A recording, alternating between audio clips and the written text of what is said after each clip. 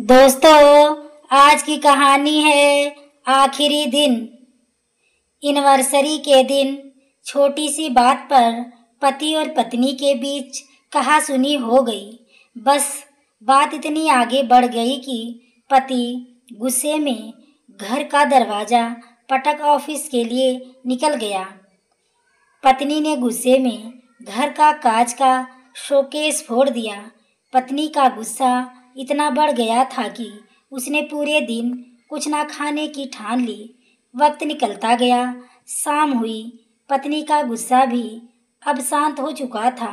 उसने सोचा कि शायद उसे ही पहला कदम लेना चाहिए, वरना लड़ाई तो ऐसी ही है कि बस करते जाओ, जिसका कोई अंत नहीं। पत्नी ने खाना बनाना शुरू किया, केक और अन्य तैयारी कर ली।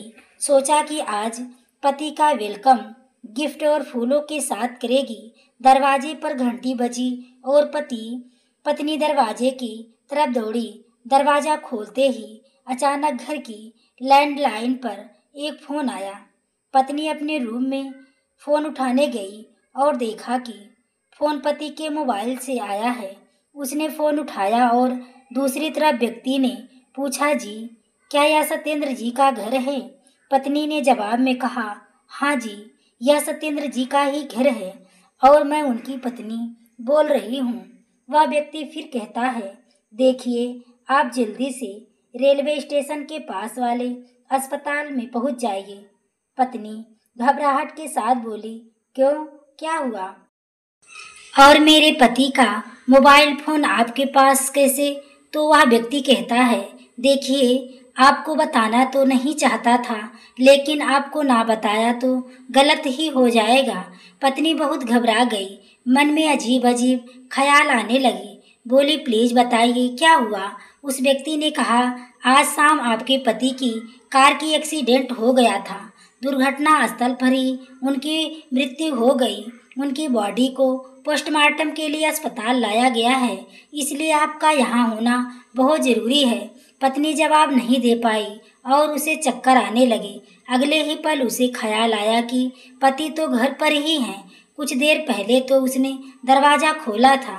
ऐसा नहीं हो सकता, शायद कोई उसके साथ बेहुदा मजाक कर रहा है। फोन होल्ड पर रख दिया।